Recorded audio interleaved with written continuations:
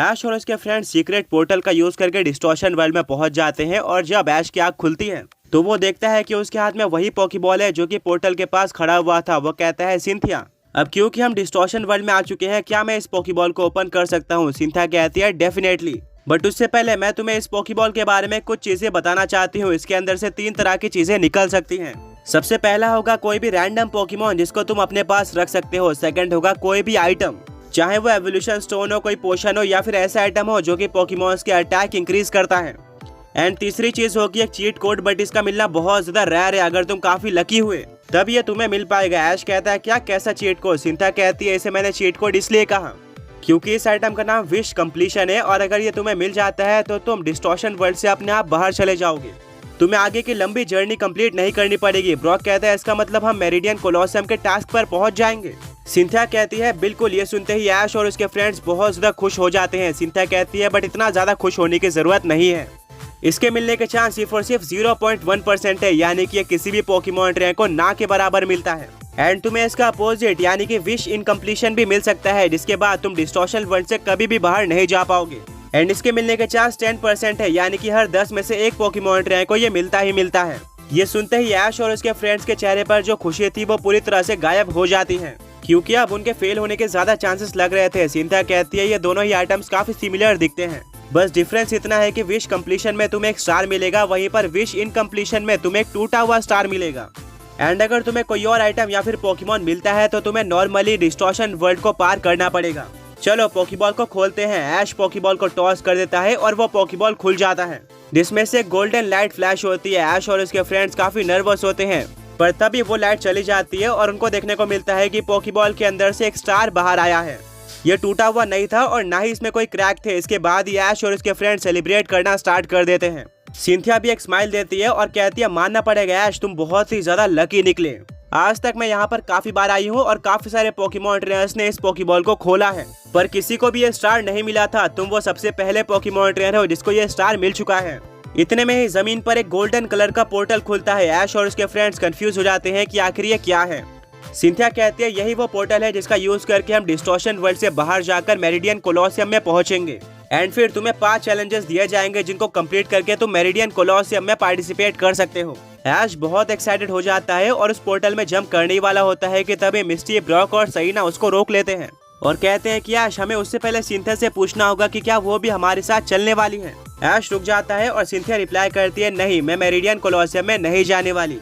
मेरा काम तुम्हें यहाँ तक पहुँचाने का था और अब आगे का रास्ता काफी सिंपल होने वाला है। सिर्फ और सिर्फ चैलेंजेस करने के बाद तुम उस स्टेडियम में पहुँच जाओगे जहाँ पर बैल्स होने वाली है। फिलहाल के लिए मैं यहाँ से जा रही हूँ। ऐश बोलता ऑलराइट सिंथिया, हमें यहाँ तक पहुँचाने के लिए मैं तुम्हें थैंक यू बोलना चाहता हूँ। ये गुफा को पार करना बहुत ज्यादा मुश्किल था और तुम्हारे बिना शायद ही हम यहाँ तक पहुँच पाते। सिंथिया कहती है कोई बात नहीं, अगर तुम्हें आगे जाकर कोई परेशानी होती है तो तुम मुझे कांटेक्ट कर सकते हो। इसके बाद ऐश, उसके फ्रेंड्स और सिंथिया सभी लोग हाथ मिलाकर गुड बाय करते हैं और अब ऐश और उसके फ्रेंड्स उस गोल्डन पोर्टल में जंप कर देते हैं और कुछ टाइम बाद वो लोग एक ऐसी जगह पर आ जाते हैं जो कि आसमान में फ्लोट कर रही थी और सामने एक मशीन भी रखी हुई थी। आगे बढ़ने से पहले पिछले पोकी क्विज के विनर्स ये रहे। एंड आज का क्वेश्चन ये है कि वो कौन सा पोकेमॉन ट्रेनर है जिसके पास मिसमैजियस के इल्यूजन वर्ल्ड में एक रेकवाजा था। ऐश और उसके फ्रेंड्स उस मशीन के पास जाते हैं जहाँ पर लिखा हुआ था वेलकम पोकेमॉन ट्रेनर। अगर तुम पोकेमॉन ग्रैंड मास्टर चैंपियनशिप में पार्टिसिपेट करना चाहते हो और सारे के सारे टास्क कंप्लीट कर चुके हो तो यहाँ पर अपना नाम एंटर करो। ऐश अपना नाम एंटर कर देता है और वो मशीन ऐश को वेरीफाई भी कर लेती है कि ऐश पोकेमॉन ग्रैंड मास्टर चैंपियनशिप में पार्टिसिपेट करने के लिए पूरी तरह से एलिजिबल है।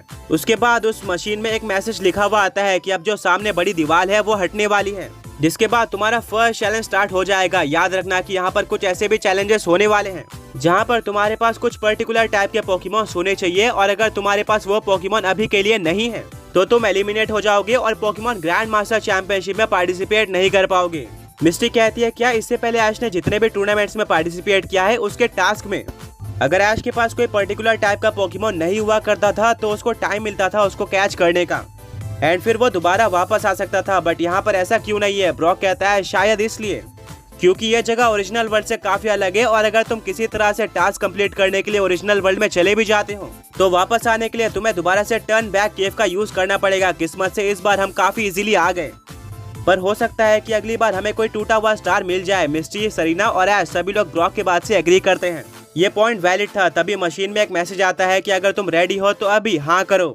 ऐश हाँ कर देता है और इसके बाद वो दीवार वहाँ से हट जाती है जहाँ पर उनको एक पोकेमॉन ट्रेनर दिखाई देता है। वो अपने हाथों को फोल्ड करके खड़ा हुआ था एंड कहता है कि तुम सबका यहाँ पर स्वागत है। मेरा नाम ट्रिस्टन है और मुझे पता है कि तुमने यहाँ तक आने में बहुत ज्यादा मेहनत करी हुई है एंड ये तुम्हारा फर्स्ट चैलेंज है जिसके लिए तुम नर्वस होगे। बट उससे पहले मैं तुम्हें कुछ रूल समझाना चाहता हूँ जो कि आगे के चैलेंज में भी लागू होंगे। अगर तुम इस चैलेंज को कंप्लीट कर लेते हो तो मेरे पीछे की दीवार हट जाएगी, जिसके बाद तुम सेकंड चैलेंज की तरफ आगे बढ़ सकते हो। बट अगर तुम इस चैलेंज में फेल हो जाते हो तो तुम्हें इस पूरे के पूरे टूर्नामेंट से एलिमिनेट कर दिया जाएगा। ऐश अपने फिस्ट को बंद करता है और कहता है कोई बात नहीं, मैं इसके लिए पूरी तरह से रेडी हूँ। ट्रिस्टन कहता है ऑलराइट, तो मैं तुम्हें फर्स्ट चैलेंज बताने जा रहा हूँ। वो अपने जेब से एक नोट निकालता है और कहता है कि तुम्हें मुझे 3 मेगा इवॉल्व लेजेंडरी पोकेमॉन दिखाने होंगे। अगर ये पोकेमॉन सभी के लिए तुम्हारे पोकेमॉन टीम में नहीं है तो हमारे पास एक पीसी भी है जिसका इस्तेमाल करके तुम अपने स्टोर किए हुए पोकेमॉन्स को भी यहाँ पर बुलाकर मुझे दिखा सकते हो। ऑल्सो यहाँ पर मिथिकल पोकेमॉन्स भी काउंट होंगे। अब ऐश ब्रॉक की तरफ देखता है और कहता है जहाँ तक मुझे पता है पोकेमॉन वर्ल्ड में सिर्फ और सिर्फ 3 ही ऐसे लेजेंडरी या फिर मिथिकल पोकेमॉन है जो कि मेगा इवॉल्व होने के काबिल हैं, जो कि है म्यूटू, रेक्वाजा और डायंसी। इनमें से 2 पोकेमॉन्स को तो मैंने कैच करके रखा है एंड वो मेगा इवॉल्व भी हो सकते हैं। बट अनफॉर्चुनेटली मैंने डायंसी को कभी भी कैच नहीं किया। अब ऐश और उसके फ्रेंड्स बहुत ज्यादा बड़ी मुसीबत में फंस चुके थे, पर तभी मिस्टी को याद आता है कि ऐश ने रिसेंटली 3 आइलैंड पर जाकर म्यू 3 का मेगा स्टोन और की स्टोन ऑब्टेन किया था एंड उसको मेगा इवॉल्व भी किया था। म्यू 3 भी एक लेजेंडरी पोकेमॉन है एंड वो मेगा इवॉल्व होने के काबिल है।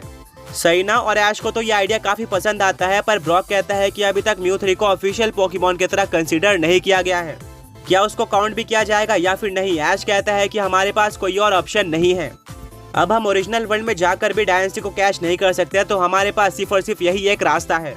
ट्रिस्टन कहता है मुझे लगता है कि तुमने अपना डिसीजन बना लिया है, तो अब तुम पीसी के पास जाकर अपने पोकेमॉन्स को निकाल सकते हो। ऐश और उसके फ्रेंड्स पीसी के पास जाते हैं जहां पर ऐश एक एक करके म्यू 2, म्यू 3 और रेक्वाजा के पोकेबॉल को बाहर निकाल देता है और सारे के सारे पोकेबॉल्स को टॉस करता है, जिससे तीनों ही पावरफुल पोकेमॉन्स बाहर आ जाते हैं जो कि मेगा इवॉल्व होने के केपेबल थे।